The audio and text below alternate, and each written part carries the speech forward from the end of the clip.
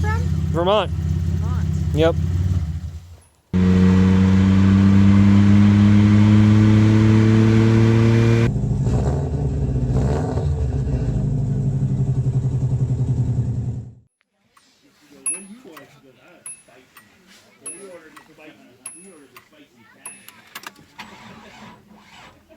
Ooh.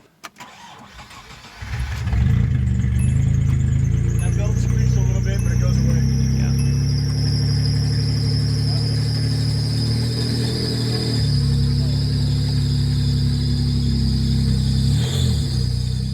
So I'm out in Bailey, Colorado with a very special treat for myself. This is a 1988 Subaru XT6. You can see pop-up headlights.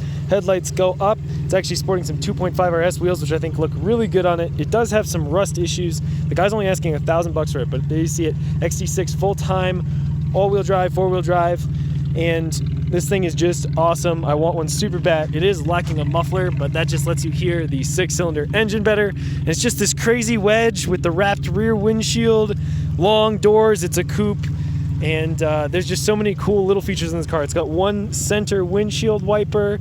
It's got these kind of cool futuristic looking wing mirrors. Check out this door handle. You push it in, it locks down, then you pull this up, it flips that back out. Crazy door panels too. The lock is down here, as well as the door handle and the controls. The mirror controls are on the door as well. It's got this really wacky asymmetrical steering wheel with the cruise controls on it, which would normally drive me crazy. Big, sort of square horn button right in the middle. And then this whole thing actually telescopes and tilts. But it moves the gauges and these little wing controls with it, which is just super crazy.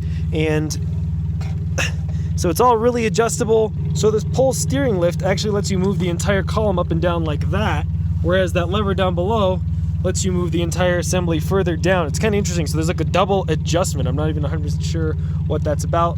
Light and some defrost controls over here, your heat controls over here. How hot you want it is actually down here, which some people think is weird, but I say, well, then you can just move straight from this crazy pistol grip shifter for a manual 1, 2, 3, 4, 5R and get the heater controls right there. And it is sad that this one has a cracked windshield, but this cockpit is just so strange with this very kind of boxed in angled shape. The windows come in at me like this, but it's really cool. You do have some map lights, which may or may not work, and the door light right there. And this thing actually does have a back seat, but it's basically a back seat to barely speak of because, well, there's just not a lot of leg room. Speakers on the rear deck, and again, that crazy wraparound rear windshield. I'm really digging that. The other thing, of course, I love about this car is that it comes with one of Subaru's less famous 6-cylinder engines, and that is the ER27. It is a 2.7 liter 6-cylinder, and it's actually basically 1.5 of their older 1.8 liter engines, but this is a super clean engine bay for a car this old. Again, sort of simple Subaru engineering, if you will. Kind of the same layout they always had. Radiator cap right there, oil cap right there, accessories right here. I'm sure the starter is, yep, right there on the back of the engine. And this engine is mounted pretty far forward, but this car did come with the origins of the current all-wheel drive system, or at least the one that they used for a very long time, where it is full-time all-wheel drive. And this thing does sound really cool.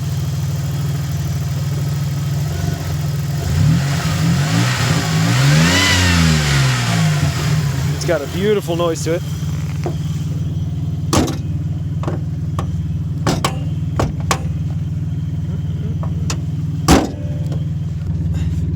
And due to the lack of that muffler, we should be able to hear pretty well.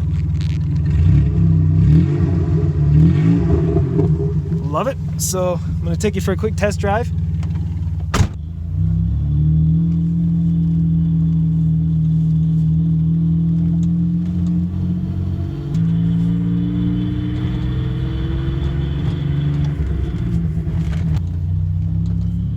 And I must say, this asymmetrical steering wheel is one of the weirder things I have experienced, just in terms of the way it feels. Not having a spoke over here, but then it does have a spoke over here.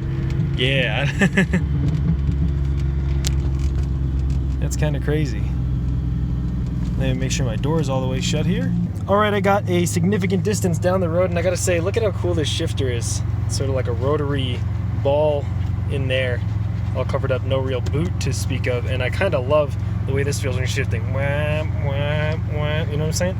So I'll try to get you a good impression of what the noise is as I drive down the road. This car did also have the automatic seat belts that were so popular for a while, of course, and a crazy kind of oh crap handle up here for the passenger, really sloped glove box, and a little kind of compartment on the dash as opposed to the sort of sloping dash that so many cars have that are useless.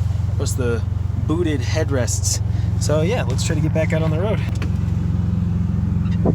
Window still works good.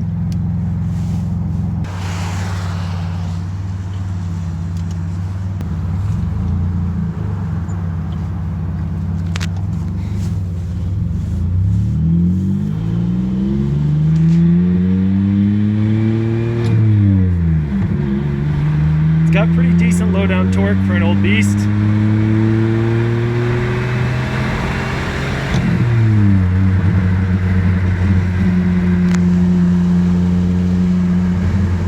Sounds nice.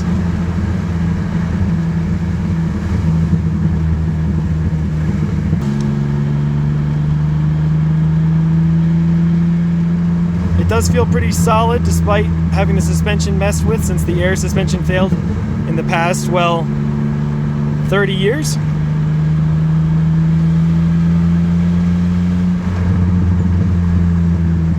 The brakes work pretty well. They're definitely sufficient, and I don't know how recently they've been cleaned off, so that's impressive. Try for a little rev match here if I can. Needed a little more beans.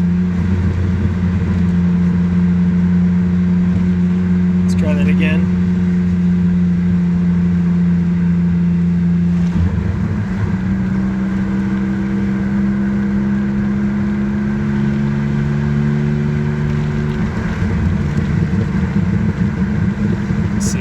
Fourth.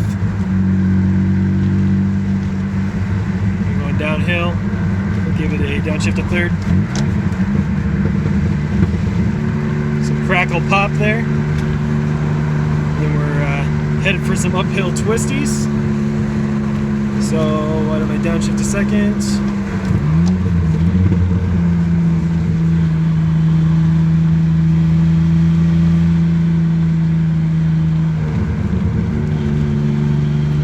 Front end pushes. Definitely a lot of understeer in this car. That could be down to tires or suspension or just the fact that that 6-cylinder is so far out front.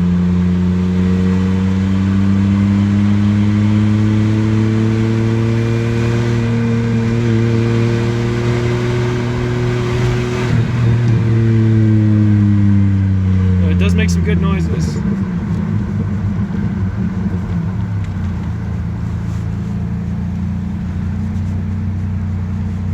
Yeah, it's definitely fun. I think it could use a tune-up. The power isn't immense, but man, what a cool car.